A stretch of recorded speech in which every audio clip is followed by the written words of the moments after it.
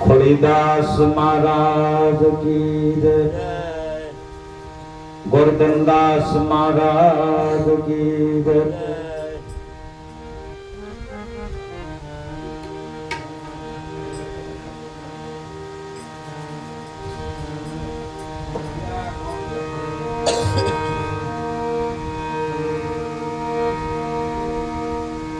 संत सपूत में तुमड़ा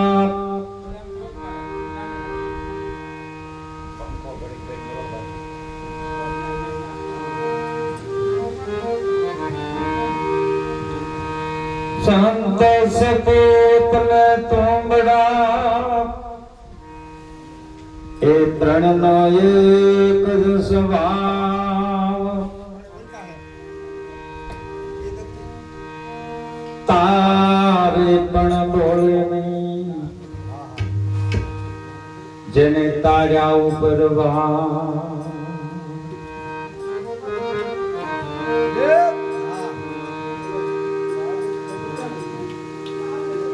संत सपूत ने तुमड़ा त्रण नो एक ज स्वभाव तारे पण बोले नहीं जेने तार्या ऊपर होई भाव। संत तनोहत संसार में तो जली जात ब्रह्मांड अज्ञान केड़ी लहर में ठारत ठामो ठाम। महापुरुष कैसे आ जगत ने अंदर जो संत नो होत तो आ जगत जगी गयो होत। आदि व्याधि ने उपाधि आ त्रिविधिना तापनी अंदर आखું જગત જગી રહ્યું છે। એમાંથી કોઈ છોડાવનાર હોય તો મહાપુરુષ સદગુરુ છે। કારણ કે સદગુરુ કોઈ વ્યક્તિ નથી, પારસમણે કોઈ પથ્થર નથી અને કામધેનુ ગા નથી અને કલ્પવૃક્ષ કોઈ ઝાડ નથી। સદગુરુ કોઈ વ્યક્તિ નથી અને સદગુરુને જો વ્યક્તિ માન્યા તો ધોળા દીએ ભૂલા પડ્યા। એટલે સદગુરુ કોઈ વ્યક્તિ નથી, પારસમણી કોઈ પથ્થર નથી અને કામધેનુ ગા નથી અને કલ્પવૃક્ષ છે ને ઈ ઝાડ નથી। પણ આ મહાપુરુષની ઉપમા આપી છે। महापुरुष सदगुरु एक कामधेनु गा समान છે। सदगुरु संत एक कल्प वृक्ष समान છે। એટલે કદાચ તમે સદગુરુ સંતના ચરણે જાઓ અને એના સાનિધ્યમાં બેઠા પછી કોઈ દી ખોટી કલ્પના ન કરતા। કારણ કે કલ્પ વૃક્ષમાં એવો ગુણ છે કે એના ઝાડ નીચે બેઠા પછી જેવી તમે કલ્પના કરો ને એવી વસ્તુ હાજર થાય। એમ પારસમણી ની ઉપમા સંતને આપી છે। સંત છે પારસમણી સમાન છે અને આ પારસમણીનો પંજો જેને જેને લાગ્યો ને બાપ, આ પારસમણી સંતનો જેને પંજો લાગ્યો, પાળિયાદ આપા વિહામણને પંજો લાગ્યો, અંજારની અંદર જેસલને પંજો લાગ્યો, આજકોટમાં લાખાને આ પંજો લાગ્યો અને મેવાડના માલાને આ પંજો લાગ્યો। બોલો કેવા હતા? જેસલ બારવટીયો હતો, પાળિયાદ વિહામણ બાપુ બારવટીયા હતા। લાખાજીની વાત કરો, મેવાડ માલાની વાત કરો, આવા જે પુરુષ હતા ને ઈ સતના માર્ગે સડી ગયા, ભક્તિના માર્ગે સડી ગયા। વિચાર તો કરો, ઈ સંત પારસમણીનો પ્રતાપ। વિચાર તો કરો કે સંત છટકો લાગ્યા વિના કેમ હૃદય કીર્તાર। ઈવળતી જો ભમરી બને તો મનુષ્યને કેટલી વાર। એક સંત સટકું જો લાગી જાય તો વિચાર કરો, જેસલ જેવા જુલમી પણ સતી તોરણનો સંગ થયો, પલમાં પીર બની ગયા.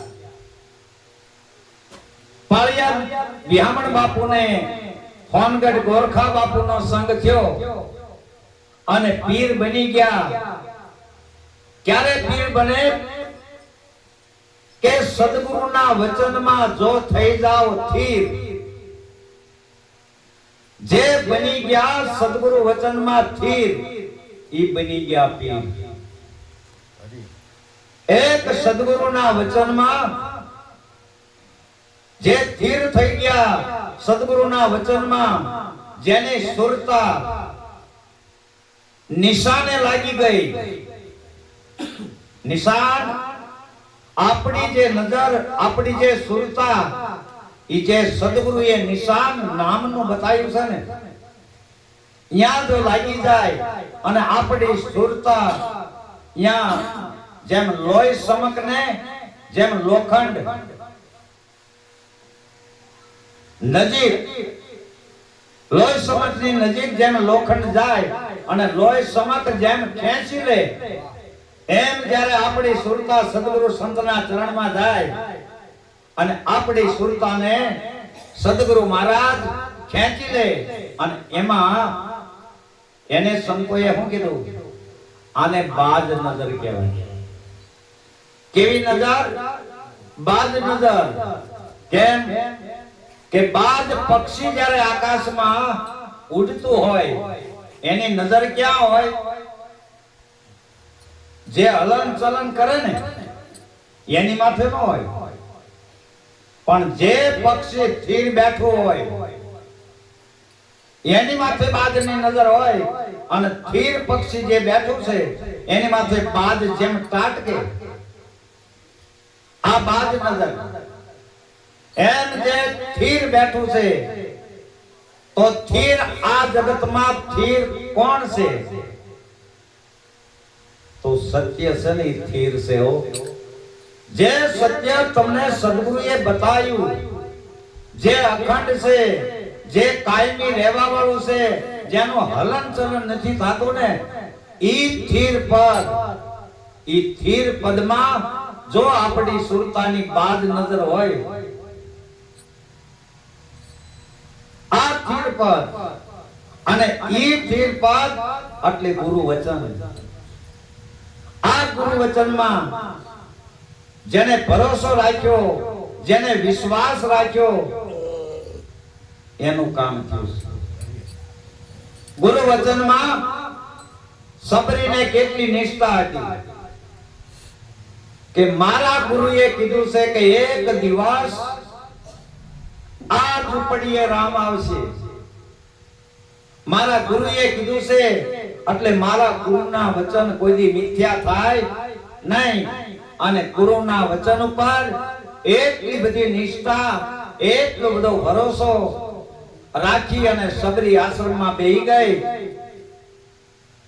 7 વર્ષની સબરી હતી અને 70 વર્ષની ઉંમર થઈ. આજ મારો રામ આવે, હાંજ પડી જાય, દી આથમી જાય અને સબરી વિચાર કરે, કાલ આવશે મારો રામ. હાંજ પડી જાય અને પાછી વિચાર કરે કે આજ ન આયા તો કાલ આવશે. પણ ગુરુના વચન માથે નિષ્ઠા કેટલી, વિચાર તો કરો. આવી નિષ્ઠા, વિચાર કરો, એક ગુરુના વચન માથે નિષ્ઠા. એવી નિષ્ઠા ધંધુકાની બાજુમાં રંગપુર ગામ, અને ઈ રંગપુરમાં રામગીરી બાપુ, એના 3 શિષ્ય, એક વસ્તા ભગત, બીજા સવૈયા નાથ અને ત્રીજા જમરાળા ફકડા નાથ.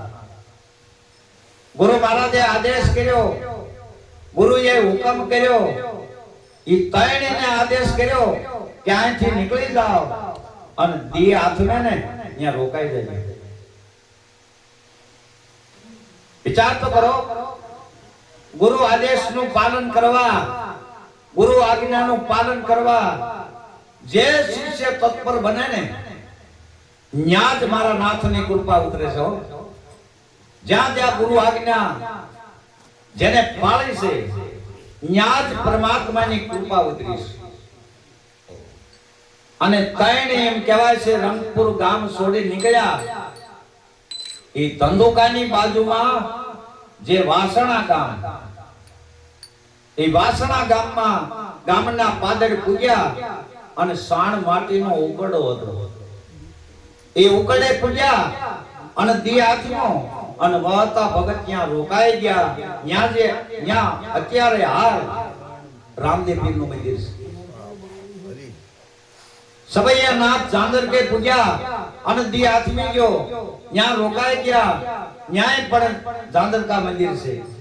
અને જમરાળા ફકડાનાથ, જમરાળા ગામના પાદર નદી હતી અને એ નદી વિંધી અને ગામમાં જવાનું બરાબર અડધી નદીએ પૂજ્યા અને દી આથમી ગયો અને ફકડાનાથે સીપીઓ ખોલ્યો.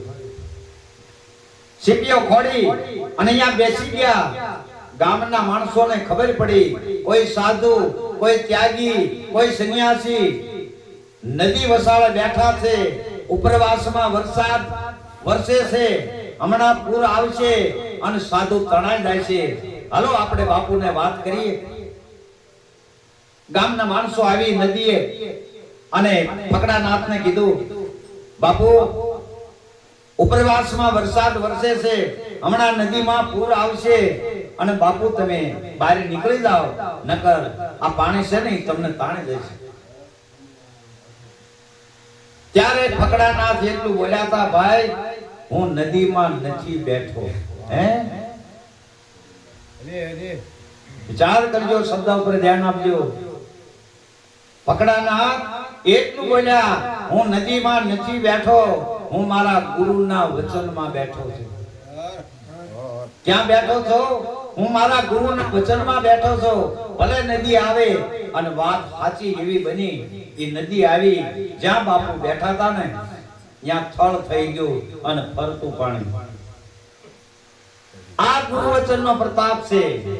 એટલે કીધું કે વચન છે ને બાપ, એ સદગુરુના ચરણે જાઓ ત્યારે સદગુરુ મહારાજ આ વચનની ઓળખાણ કરાવે છે કે વચન એવું શું છે.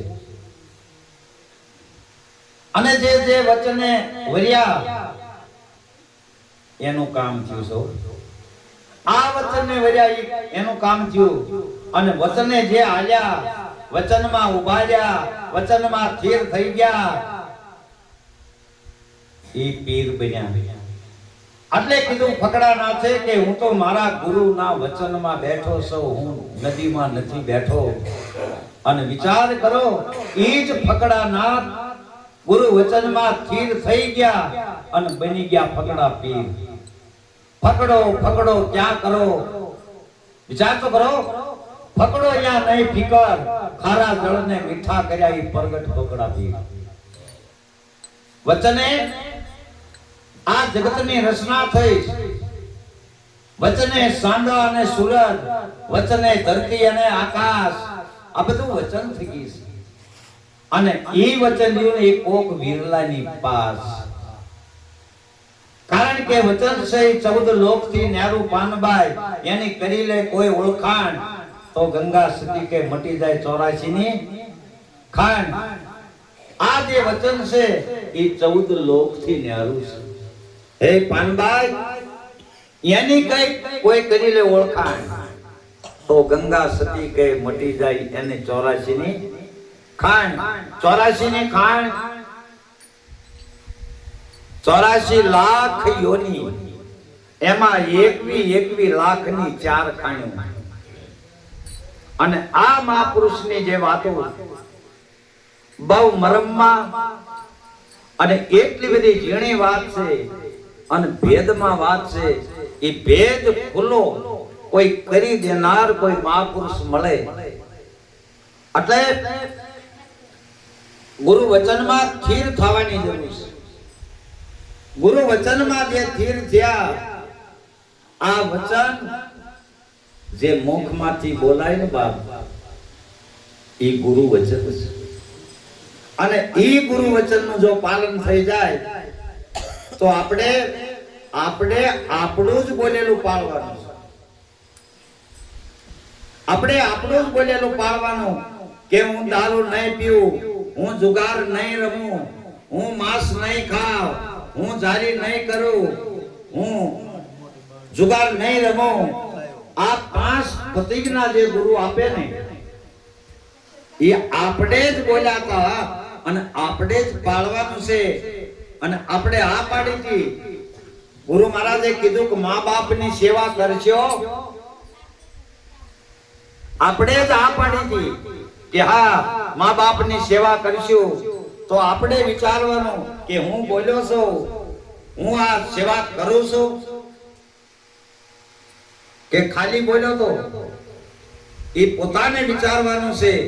કારણ આ જગત જે પરમાત્માએ બનાવ્યું છે તો એ બનાવનારો કેવો હોય છે એની ઓળખાણ સદગુરુ મહારાજે આપણને કરાવી છે.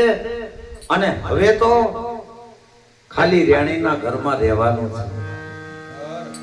સદગુરુ મળે એનું પ્રમાણ શું? કોઈ પ્રશ્ન પૂછે કે સદગુરુ મળ્યા એનું પ્રમાણ શું? તો કે બીજેથી પાડોશીને ખબર પડવી પડે કે કાલ બોલતા હતા એ દેકારો હાવ બંધ થઈ ગયો. નકર રોજ હાંજે દેકારો થતો પણ કાલનો દેકારો થતો નથી. એટલે હામાને ખબર પડે કે તો ગુરુ કરાવ્યા લાગે છે. આ જે સદગુરુ મહારાજ આ જે આપણને આંખ આપી છે, કાન આપ્યા છે, આ મુખ આપ્યું છે, એ 3 તપ છે. એ 3 તપ ઉપર જો ઉભા રહીશું ને તો કામ થાય એવું છે. આ દ્રષ્ટિ આ સદગુરુ પરમાત્માની દ્રષ્ટિ છે. અને આ દ્રષ્ટિથી તમે જોવો ને તો તમને જગત નહીં દેખાય, જગદીશ દેખાય છે. આખા વિશ્વની અંદર હૃદય રજમાં અને તજે તજમાં તમે જ બિરાજી રહ્યા છો. એટલે એક વાણી ઉપર જાઉં છું.